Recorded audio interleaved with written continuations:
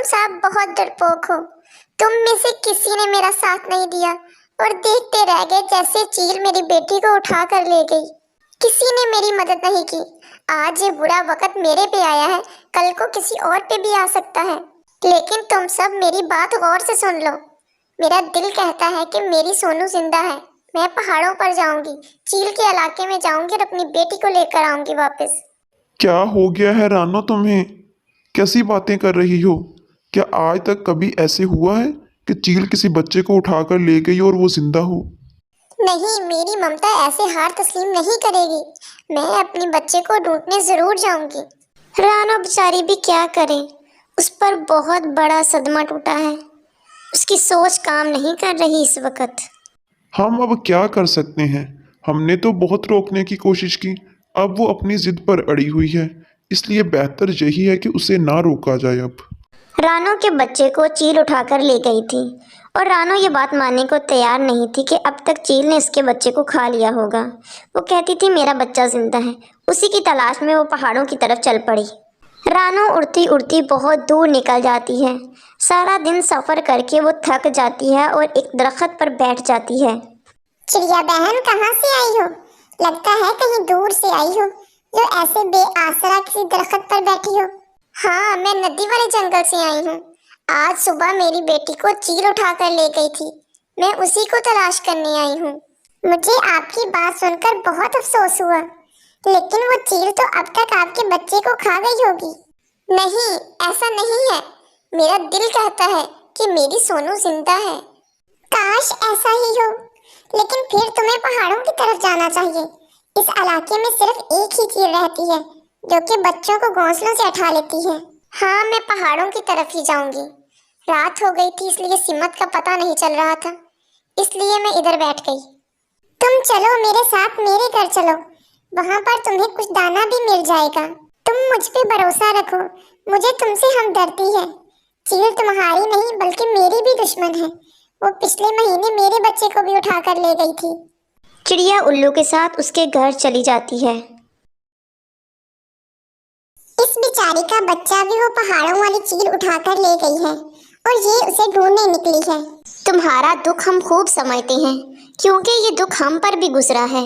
वो हमारा बच्चा भी ले गई थी, लेकिन तुम समझने की कोशिश करो, अब तक तुम्हारा बच्चा जिंदा नहीं होगा।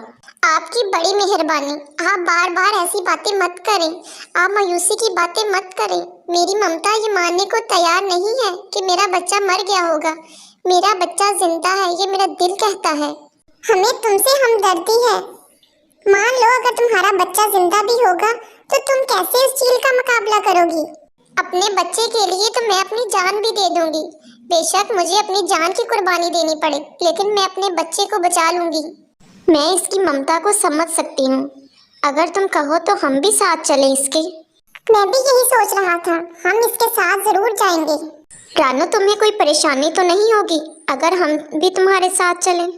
मेरी मदद करने के लिए आपका शुक्रिया, लेकिन बराए मेहरबानी आप मेरी वजह से अपनी जान मुश्किल में मत डालें। नहीं रानो, ऐसी बात नहीं है। हमें खुशी होगी तुम्हारी मदद करके। वो तीनों पहाड़ों की तरफ चल पड़ते हैं और एक दरख्त पर बैठ जाते हैं। तुम दोनों यहीं बैठकर इंतजार करो, मैं अभी चील की खबर लेकर आता हूँ। ये क्या है? ये मैं सच देख रहा हूँ क्या कि सच में उसका बच्चा जिंदा है? मुझे जल्दी से जाकर चिड़िया को बताना होगा। और वो जल्दी से वापस उन चिड़िया और उल्लू के पास आता है। तुम्हारी ममता सच्ची थी। तुम ठीक कहती थी कि तुम्हारा बच्चा जिंदा है।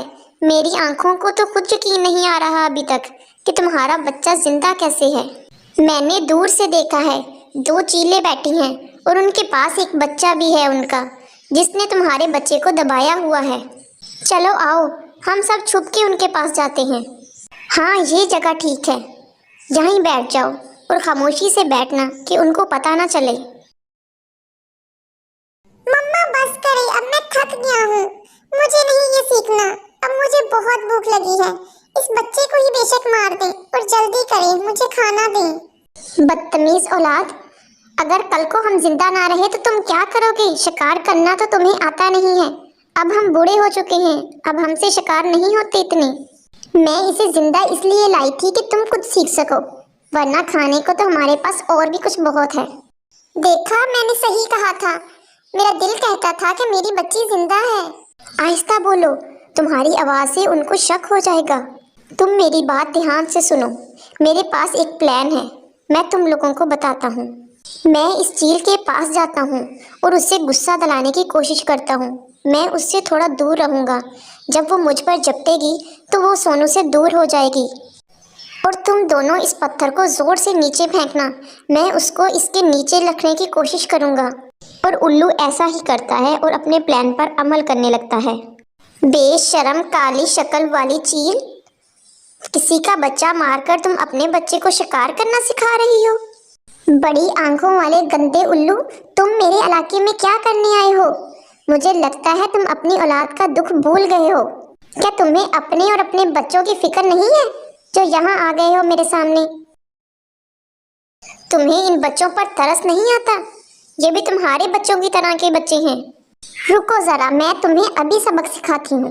وہ چیل جیسے ہی الو پر جپٹتی ہے، الو فٹ سے یہاں سے اڑ جاتا ہے۔ گندے الو، اب مقابلہ کرو، باگے کہاں جا رہے ہو؟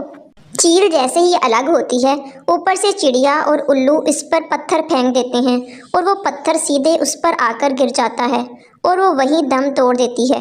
یہ سب کچھ اتنی اچانک ہوا کہ چیل کو خبر تک نہیں ہوئی، اور وہ اپنے حواس کھو بیٹھتا ہے اور اپنے بچے کو لے کر وہاں سے جلدی سے اڑ جاتا ہے۔ مما، مما، میری پیاری مما آ گئی۔ مما، یہ لوگ مجھے مارنے لگے تھے۔ میرے بچے، میری جان کے ٹوٹے، میں آ گئی ہوں تمہیں بچانے۔ واہ چڑیا، تم نے بہت بڑا حوصلہ کیا ہے۔ جو حوصلہ تم نے کیا ہے وہ تو ہم بھی نہ کر پائے۔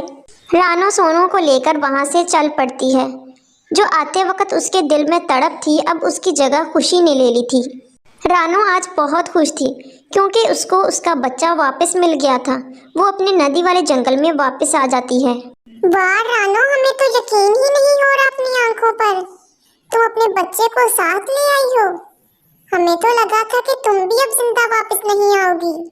میں صرف اپنے بچے کو واپس نہیں لے کے آئی، بلکہ اس چیل کو بھی ختم کر کے آئی ہوں، تاکہ وہ دوبارہ کسی کو دکھ نہ پہنچا سکے۔ اس کہانی سے ہمیں سبق ملتا ہے کہ اس دنیا میں ماں کی ممتا سے بڑھ کر کچھ بھی نہیں ہے۔ تو پیارے بچوں، ہمیں اپنے ماں باپ کا خیال رکھنا چاہیے اور ماں باپ کا کہنا ماننا چاہیے اور ان سے محبت کرنی چاہیے۔